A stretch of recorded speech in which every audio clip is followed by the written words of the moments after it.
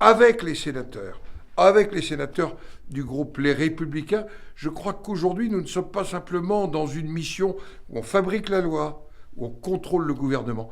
Nous portons la réalité territoriale de ce pays qui a eu beaucoup de mal à se faire entendre depuis plusieurs années. Mais dans ces collectivités territoriales vivent des hommes et des femmes. Ceux qui sont les hommes et les femmes des territoires, qu'ils soient ruraux, urbains, ou qu'ils soient aussi des Français qui vivent en dehors de la France. Et c'est ça le Sénat. Représentation des territoires dont nous souhaitons qu'ils puissent contribuer à une France vivante, une France active par ces territoires. Et c'est ça le rôle du Sénat. Tout simplement parce que le maire incarne l'élu de proximité. Et c'est dans la proximité qu'on peut incarner la confiance. Tout ce qui est éloigné inspire souvent la défiance. Les maires sont à portée d'engueulade, et on le dit souvent, les maires sont en première ligne, ce sont les fantassins de la République. C'est eux qui pansent les plaies, c'est eux qui aussi portent des projets. Et je pense que cette proximité qu'ils ont avec leurs administrés, avec leurs habitants, leur assure une confiance. Et cette confiance-là, de sondage en sondage, les Français l'ont toujours réaffirmée.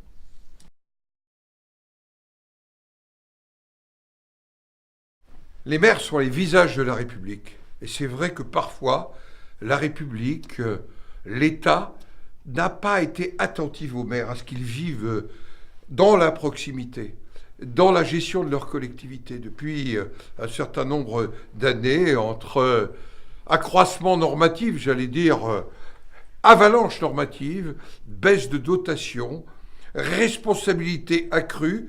Ces maires aujourd'hui, c'est eux qui tiennent la République. Dans les difficultés que traverse notre pays depuis l'automne 2018, c'est eux qui incarnent le ciment de la République. Et donc aujourd'hui, ils sont 35 000 fois des petites républiques dans la grande. Alors, le Sénat s'est attaqué à cette abondance normative depuis longtemps, grâce notamment avec la délégation aux collectivités, à la fois par exemple sur les surtranspositions européennes, parce qu'on empile énormément de contraintes, et on a essayé aussi de promouvoir une norme. À chaque fois qu'une norme est implantée dans notre édifice législatif ou réglementaire, 2 normes au moins devraient en sortir. Un acte 3, c'est un autre état d'esprit de la décentralisation. Nous avons sans doute un peu perdu ce qui a été à l'origine de la décentralisation. C'est une confiance pour les élus du territoire. Et cette confiance, nous l'avons perdue avec les normes, avec un contrôle tatillon, avec un État qui, au lieu d'être un partenaire, est devenu quelque part une forme de régulateur supérieur, et qui, aujourd'hui, n'accompagne plus les collectivités territoriales. Confiance, adaptation d'un certain nombre de réponses en fonction des territoires, et puis un État qui accompagne, et non pas un État qui est simplement le juge.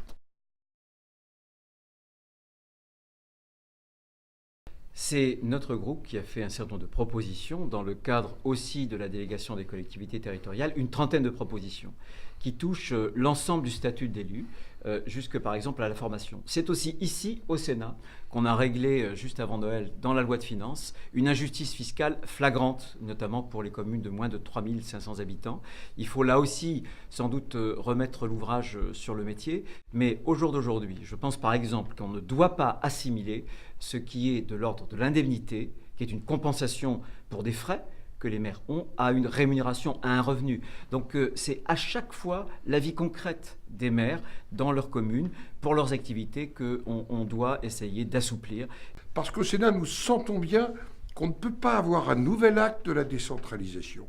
On ne peut pas s'appuyer sur la commune, qui est le socle de la République, si quelque part on ne reconnaît pas le rôle et la place du maire, si on ne lui accorde pas une forme de sécurité juridique, si on ne lui accorde pas non plus à ce maire une reconnaissance pour sa réinsertion professionnelle, par exemple, si on ne lui reconnaît pas des droits sociaux.